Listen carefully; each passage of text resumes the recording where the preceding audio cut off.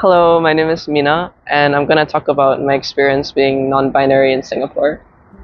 Hello, my name is Oliver and I'm a trans guy who makes videos about LGBTQIA+ people where they get to talk about anything that they want that somehow relates to them being queer. I just came back from a trip around Malaysia and Singapore, and in central Singapore I met up with Mina on a rooftop. My name is Mina, and I'm 22.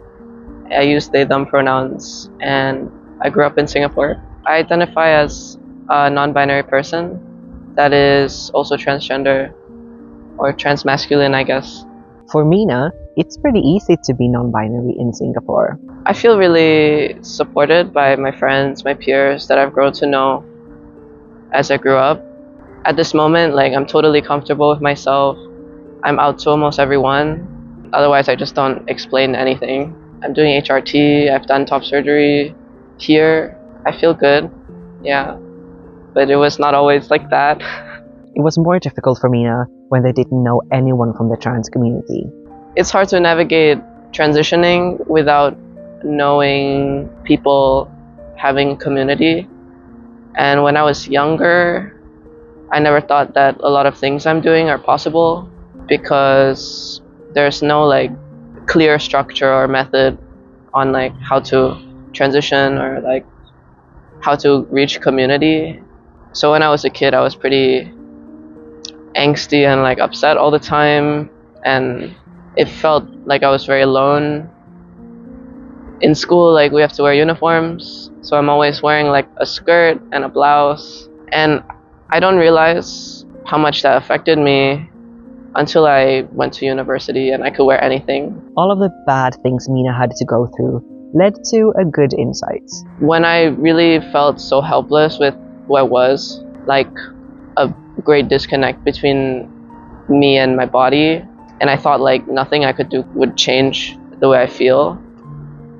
From that point to this point where I've made lots of changes, I'm nothing is impossible. Yeah. Now, life is a lot better. I feel so good now. I don't even know how I was feeling so bad. I didn't start feeling this way after I started transitioning. I felt this way when I knew I could transition. Maybe when I was around 19. And I was just going through it for years of teenagehood. There's nothing I can do. I'm gonna live and die like this. So I feel sturdier, more resilient, I don't know. Another thing that helped them before they could access gender-affirming care was tattoos. When I was a teenager, I was pretty interested in tattoos. So I went and got one without my parents knowing. I was 15. It's a bit young. I don't think that's super great, but I went and did that. And it made me feel so aware of some autonomy I had of my body. I don't think it's responsible of the tattoo artist, but still I'm wow, this really changes how I feel about my situation. And at the time I still had to wear uniforms every day. And this was something that no one knew about, that is so kind of big in my mind when I was that young. And it became something important for me in my transition. What I do for myself, to myself, can really change the way I feel about being helpless. From then on, I got pretty into tattoos. Until now, I'm a tattoo artist. And I always feel with every tattoo I get, it's part of my transition. I'm becoming more myself in a way that is completely beyond gender too. Getting access to gender-affirming care in Singapore is possible, but you have to find out how to find it yourself. Our healthcare is partially subsidized sometimes, depending on what kind of treatments you're getting. So you can get referrals from smaller clinics to bigger hospitals, and to see a doctor is not too expensive, even regularly, a public doctor. For me, I started with therapy. I went to public healthcare for therapists and a psychiatrist to figure out some other stuff I was going through. they informed me more like how I can navigate the public healthcare system as a trans person. Like, they recommended me some doctors. They said they could refer me to some places, like through that system. So that was very helpful. Other than that, I started to know more trans people, and they also gave me like advice and told me how they did it. For HRT, like, I go to a public hospital, and my doctor, I think he sees a lot of trans patients. Like, everyone just keeps recommending each other to go there. And for my top surgery as well, like from a friend's recommendation. Mina has a great queer bubble around them. A lot of my peers are queer. I don't know if that happened intentionally or I'm doing creative things. Like, I'm a tattoo artist, then I studied in an art school. So a lot of people I know come from these areas. Like, somehow everyone is queer, and then I get more connected through my friends. Sometimes I forget, like, when I go to very cis heteronormative circles or places, that people are homophobic. Like, I can forget, like, that people don't ask my pronouns, that people aren't kind of like conscious of that, which is nice to have that bubble. There are also a bunch of queer and trans organizations in the country. There's a few like kind of NGOs, like Ugachaga is an organization that supports like queer people, queer youth.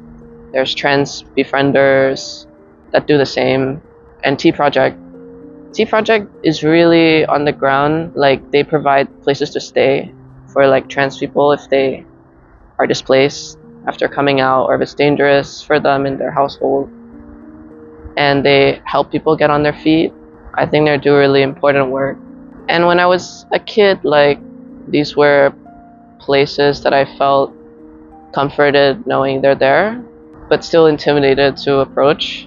Now Mina is trying to get involved in these associations. Like, recently I'm trying to volunteer at some of these organizations that I mentioned. I just think that if I could see some people, like role models or examples, or just have like some reassurance from an adult or like someone who's navigated the system when I was younger, like I could have avoided so much pain in my heart. Like, so I just hope that like trans kids here don't feel so suppressed by like this whole system. Yeah, like it's possible, like whatever you're thinking about. Mina wants to end the video on these thoughts. I was talking to someone about like navigating family with like trying to transition, and I think a lot of families here are pretty conservative. They might not understand. They might be kind of dangerous too. Like, some of my friends, like, I don't think they could tell their parents. But like, there's always people out there that really believe in you, and like they'll support you, you know. I think we all feel like sometimes really closed in our families, like about what they're thinking. Sometimes they're out of concern thinking these things, but like the world isn't against you. Yeah, I don't know.